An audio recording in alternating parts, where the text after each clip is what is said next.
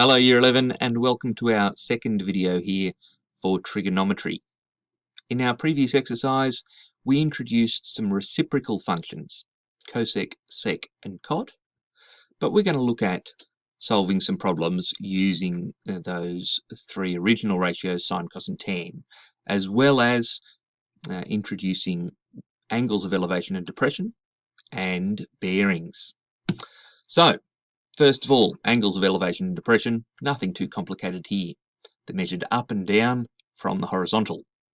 So elevation is measured from the horizontal rotating upwards, and angles of depression measured from the horizontal going down. Here's an example. Imagine I have an 8 metre long flagpole that's casting a shadow 2.2 metres long. What's the angle of elevation of the sun? The most important thing that we can do to begin with is to draw a diagram, and none too small. Okay. Now, I think about half the size of your phone screen is not a bad idea. That's a lot larger than most of the diagrams I generally see. So I walk around the room, but big diagram, it is part of your working. It makes your working better. A nice, large, clear diagram. So here we go. Here's my diagram. I probably should have put a little right angle symbol in here, but there's my flagpole with a little flag on the top, my 2.2 meters, and my angle of elevation. So from the horizontal, okay, along the ground here, rotating upwards to where the sun would be. So this is going to be the end of the shadow, top of the flagpole, sun's up here somewhere. There's my diagram, theta's in there, and it makes it fairly easy to do my working from there. You can see I've got an opposite side and an adjacent side, so I'm going to use tan.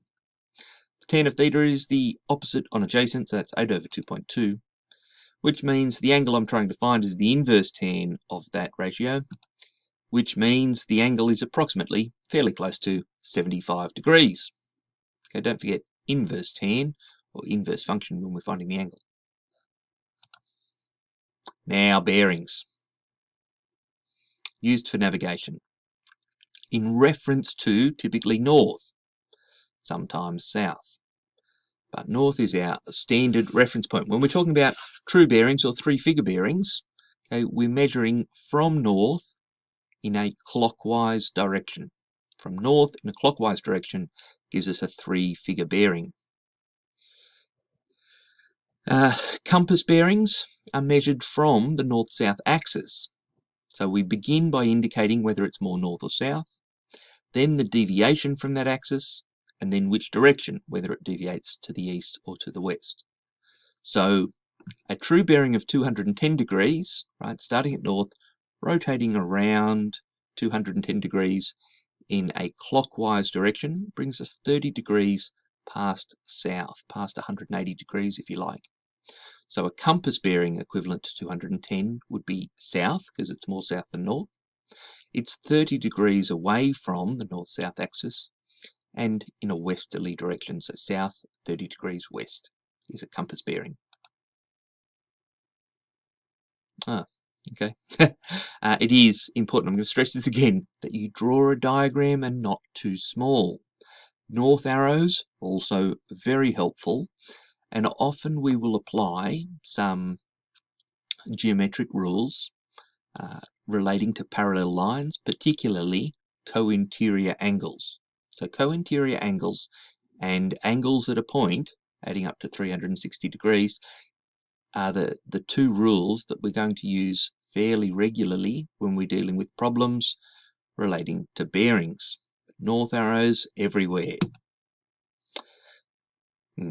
Okay, now I want to mention this thing called a back bearing. So if I talk about the bearing from A to B, that's starting at A looking to B. Now where that word from is very important. The phrase from A to B is equivalent to saying the bearing of B from A. Right? From is the key word really.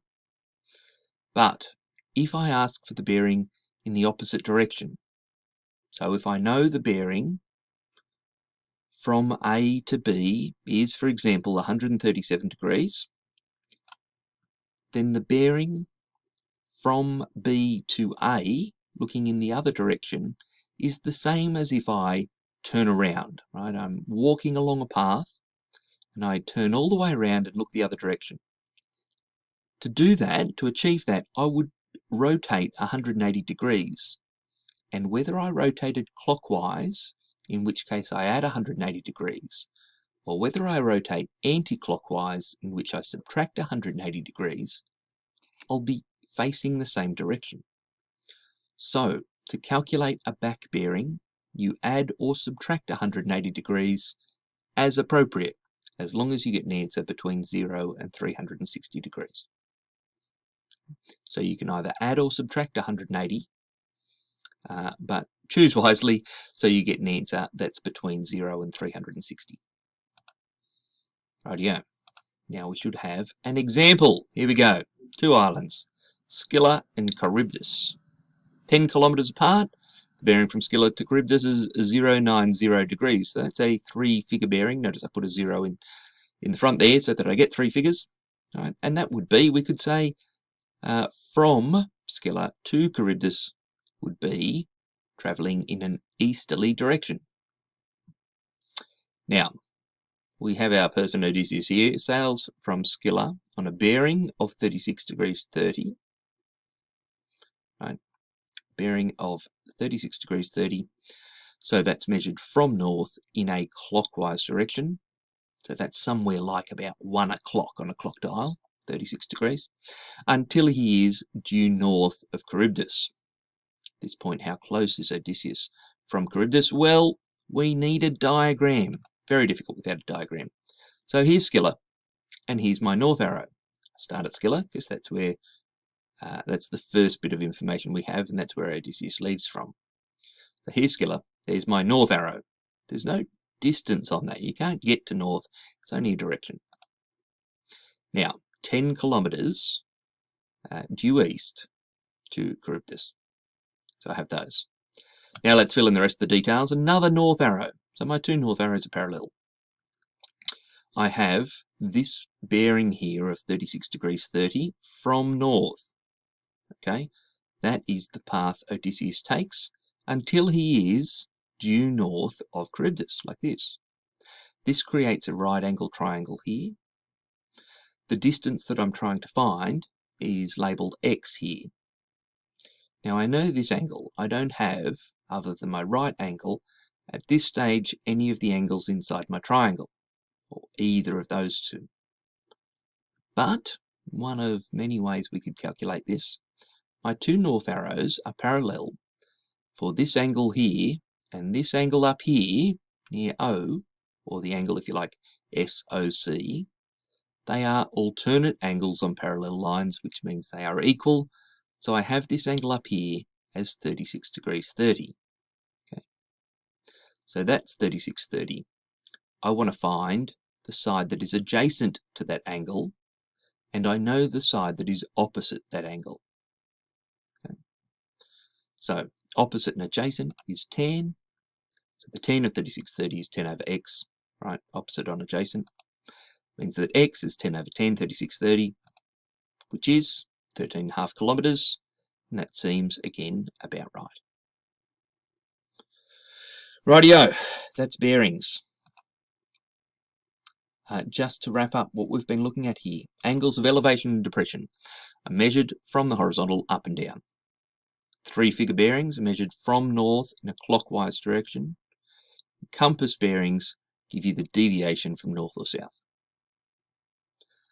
Also, draw the north arrows on your diagrams. A good, large, clear diagram, north arrows at all of the points, helps your calculations. Rightio, that's it. If you've got any questions, you know what to do. Ask me in class. Otherwise, our next exercise, just to build the suspense, is 3-dimensional trig. Not interdimensional cable, 3-dimensional trig. I'll see you then.